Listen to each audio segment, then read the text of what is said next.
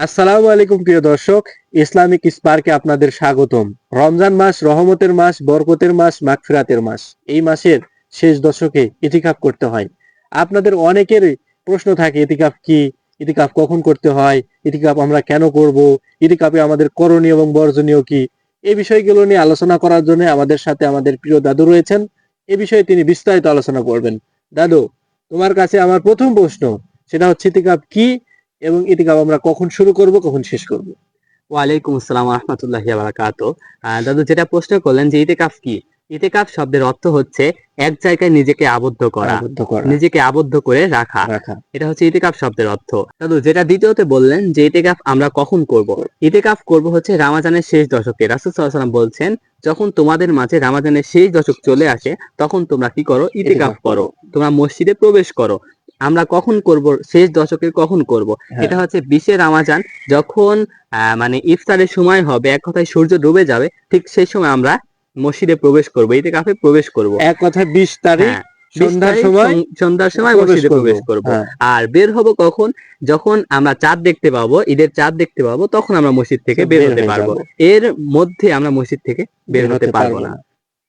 আচ্ছা দাদু, তাহলে আরো অনেকের প্রশ্ন থাকে যে তাহলে আমরা জানলাম কখন আমাদের শুরু করতে হয়, শুরু কখন করতে শেষ করতে হ্যাঁ, হয়। এখন এটা কেন করব?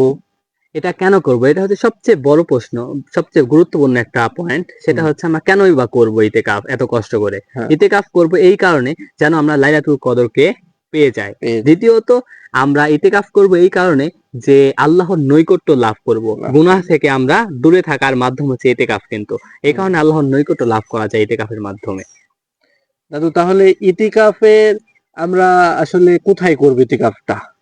ইতিকাফ কোথায় করব? এখন অনেকেই বলে যে আমরা বাড়িতে সকল কিছু থেকে যেমন হুম, আবদ্ধ করে রাখবো, এক ঘরের মধ্যে আবদ্ধ করে আমরা ইতিকাফ থাকবো। কিন্তু এই সম্পর্কে রাসূল সাল্লাল্লাহু আলাইহি ওয়াসাল্লাম দ্বারা কোনো প্রমাণিত হাদিস বা দলিল নেই। এটা করলে সেটা বিদআত হয়ে যাবে। আর রাসূল সাল্লাল্লাহু আলাইহি ওয়াসাল্লাম বলছেন যে ইতিকাফ করার শর্ত হচ্ছে জুমা মসজিদ। হুম। ওয়াক্ত মসজিদেও আমরা ইতিকাফ করতে পারবো না। এটা জুমা মসজিদে আমাদের ইতিকাফ করতে হবে। তাহলে দাদু, ইতিকাফে আমাদের মানে করণীয় কি এবং বর্জনীয় কি?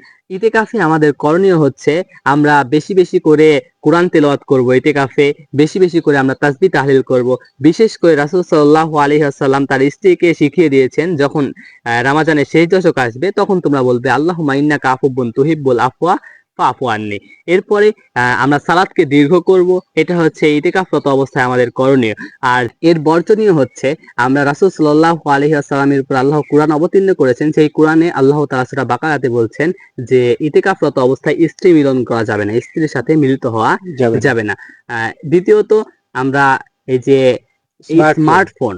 স্মার্টফোন থেকে আমরা দূরে থাকবো, কারণ ইন্টারনেট এমন একটা জিনিস যেটার কারণে আমাদের ইতিকাফ নষ্ট করে দিবে একবারে। হুম, কি হবে?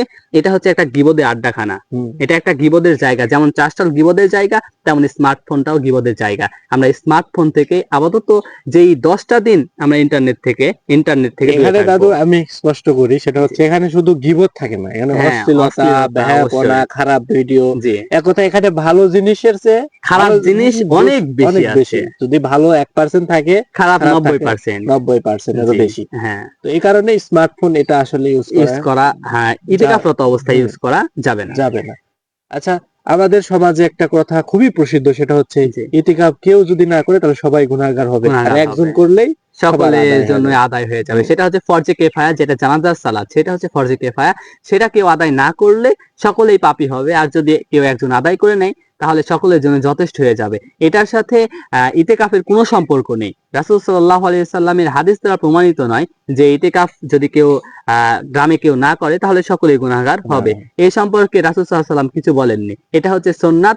রাসূল সাল্লাল্লাহু আলাইহি সাল্লামের জীবনে কখনো তিনি ইতিকাফ ছাড়েননি। সুতরাং আমরাও ইতিকাফ করব, এটা মানে সুন্নাত। এটা খুব গুরুত্বপূর্ণ হ্যাঁ, সুন্নাত। খুবই গুরুত্বপূর্ণ সুন্নাত, আমাদের হুম। সকলের করা উচিত। আচ্ছা দাদু, তাহলে আরেকটা প্রশ্ন, সেটা হচ্ছে মহিলারা কি ইতিকাফ করতে পারবে? এই সম্পর্কে রাসূল সাল্লাল্লাহু আলাইহি ওয়াসাল্লাম বলছেন যে আমাদের স্ত্রীগণ, রাসূল সাল্লাল্লাহু আলাইহি ওয়াসাল্লামের স্ত্রীগণ তারা ইতিকাফ করতেন, ইতিকাফ করেছেন। সুতরাং আমাদের যারা মহিলারা আছে তারা ইতিকাফ করব।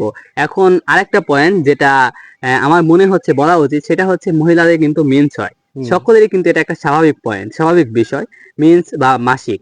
এক্ষেত্রে মহিলাদের যদি ইতিকাফরত অবস্থায় হয়ে যায় তাহলে তারা বের হয়ে চলে আসবে মসজিদ থেকে, ইতিকাফ তারা ভঙ্গ করবে। তারা এসে আবার যদি রমজানের শেষ দশকের মধ্যেই তাদের এটা যদি ভালো হয়ে যায়, এখান থেকে যদি তারা বের হয়ে আসে, তাহলে তারা পুনরায় আবার ইতিকাফে ঢুকবে বা ইতিকাফ করবে, মসজিদে প্রবেশ করবে। এতে তাদের নেকির কোনো কমতি হবে না বা ইতিকাফ নষ্ট হবে না। আচ্ছা দাদু, তাহলে মহিলারা কোথায় আসলে ইতিকাফ করবে? মহিলারাও জুমা মসজিদে ইতিকাফ জুমা করবে। মসজিদে। হ্যাঁ, এটা বাড়িতে- ইতিকাফের জন্য সত্যই জুমা মসজিদ, বাড়িতে করতে পারবে না।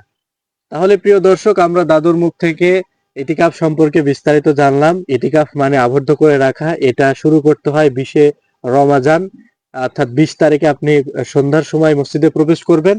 ঈদের যখন চাঁদ দেখা যাবে তখন মসজিদ থেকে বের হয়ে আসবেন, এবং এখানে প্রবেশ করার পরে আপনি ইবাদতে মশগুল থাকবেন। আপনি যদি এই স্মার্টফোন নিয়ে প্রবেশ করেন আর ভিডিও দেখেন, গীবত করেন, হ্যাঁ, তাহলে কিন্তু আপনার ইতিকাফ হবে না। ইতিকাফের আপনার উদ্দেশ্যই হবে যে লাইলাতুল কদর যেন ফসকে না যায়। আর ইতিকাফটা অবশ্যই মসজিদে বা জুমা মসজিদে করতে হবে, আপনি বাড়িতে কিন্তু করতে পারবেন না। আমাদের ভিডিও যদি ভালো লেগে থাকে অবশ্যই লাইক, কমেন্ট, শেয়ার করবেন। আর নতুন নতুন ভিডিও পেতে আমাদের এই ইসলামিক স্পার্ক চ্যানেলটি সাবস্ক্রাইব করে পাশেই থাকবেন।